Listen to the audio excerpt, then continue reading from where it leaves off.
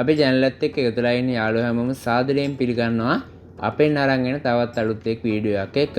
හරි ඉතින් මේ වීඩියෝ එකෙන් ඔයාලත් එක්ක අපි කතා කරන්නේ ඔයාලගේ කම්පියුටර් එකට Windows iOS image එකක් එහෙමත් නැත්නම් Windows iOS file එකක් ඔයාලගේ කම්පියුටර් එකට download කරගන්නේ කොහොමද කියන එක ගැන.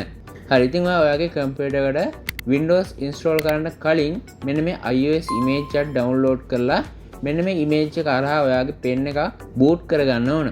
ඉතින් මෙන්න මේ boot කරගන්න ඔයාලා iOS image එක download කරන්න කොහොමද කියලා තමයි මේ වීඩියෝ එකෙන් ඔයාලට අපි අරගෙන එන්නේ.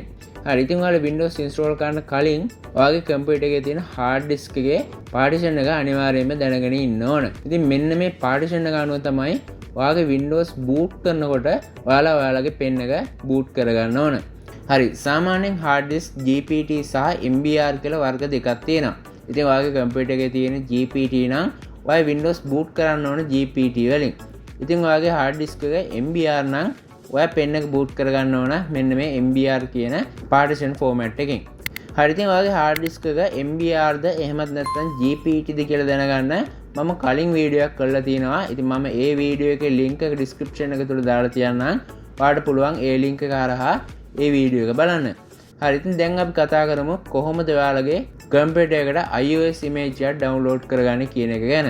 හරි ඉතින් මේකට ඉස්සෙල්ලාම කරන්න ඕන ඔයාගේ web browser එකක් open කරගන්න එක. ඉතින් මම මේ විදිහට මගේ web browser එක open කරගන්නවා.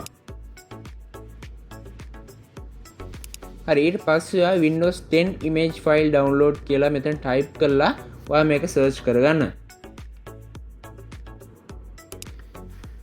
හරි search කරලා පස්සේ මේ වගේ web result එකක් බලා ගන්න පුළුවන්. ඉතින් මේකේ උඩින්ම තියෙනවා Microsoft ලගේ official website එක. මෙන්න මෙතන ඔයා click කරගන්න.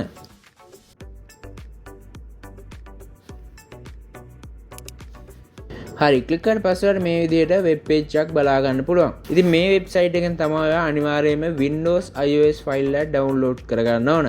හරි ඉතින් මම මේකේ පල්ලෙහාට යනවා. පල්ලෙහාට ගියාට පස්සේ ඔයාලට බලා ගන්න පුළුවන් මෙන්න මෙතන තියෙනවා create Windows 10 installation media කියලා. ඉතින් ඔයා මේකේ යටින් තියෙනවා download now කියලා button එකක්. ඔයා මෙන්න මේක උඩ click කරගන්න. click කරලා පස්සේ බලා ගන්න පුළුවන් මෙන්න මේ විදිහට පොඩි software එකක් download වෙනවා. ඉතින් මෙන්න මේ software එකේ MB 18ක් වගේ පොඩි ගාණක් වෙන්නේ. ඉතින් මෙන්න මේක හරහා තමයි ඔයාගේ කම්පියුටර් එකට Windows iOS file එක download කිරීම සිද්ධ වෙන්නේ.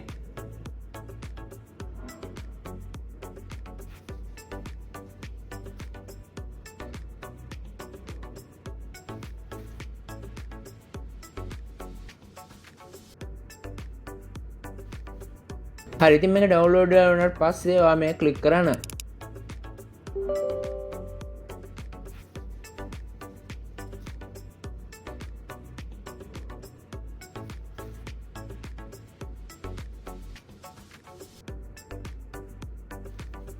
click කරලා පස්සේ යාට මේක මේ විදිහට open වෙනවා.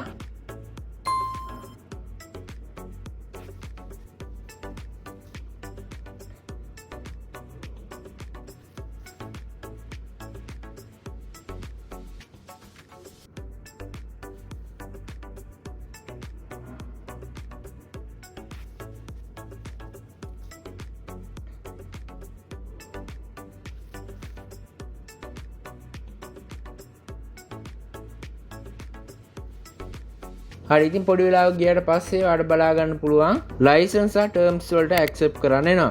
ඉතින් ඔයාලට පුළුවන් මෙතන තියෙනවා accept කියලා බටන් එකක්. ඔයා මෙතන click කරන්න.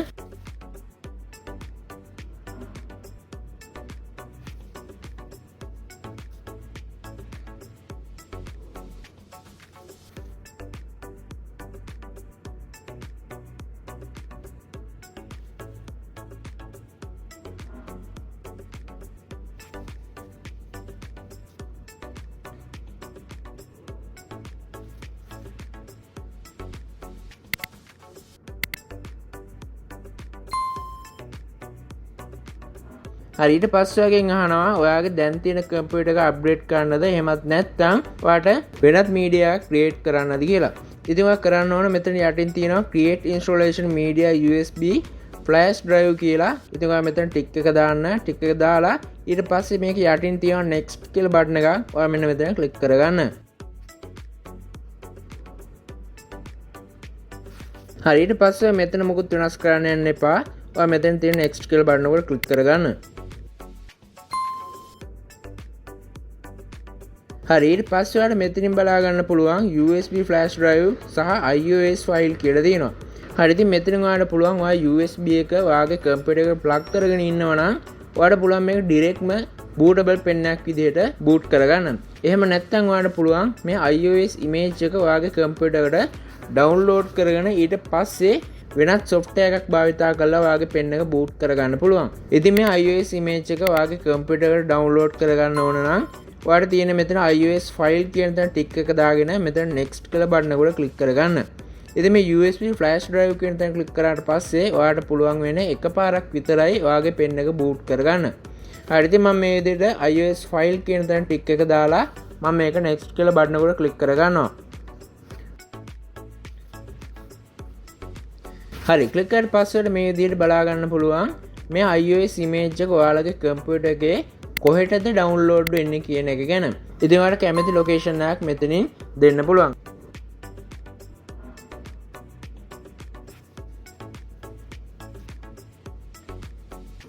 හරි ඊට පස්සේ මේක යටින් තියෙනවා save කියලා බටන් එකක්. ඔයා මෙන්න මෙතන click කරන්න. click කරාට පස්සේ ඔයාලට බලා ගන්න පුළුවන් ඔයාගේ iOS image එක මේ විදිහට download වෙනවා. හරි ඉතින් මේ විදිහට පුළුවන් ඔයාගේ කම්පියුටර් එකට iOS image එකක් download කරගන්න. හරි ඉතින් මේ iOS image එකක් GB 7ක් 8ක් වගේ වෙනවා. ඉතින් ඔයාගේ ඉන්ටර්නෙට් කනෙක්ෂන් එක මේ GB ප්‍රමාණයට අප්ග්‍රේඩ් කරගන්න. එහෙම නැත්නම් ඔයාලට වෙන්නේ මේක භාගයක් download කරලා ඊට පස්සේ close වෙලා යන එක. හරි ඉතින් මම ගාව දැනටමත් Windows iOS image එකක් තියෙන හින්දා මම මේක මෙතනින් close කරගන්නවා.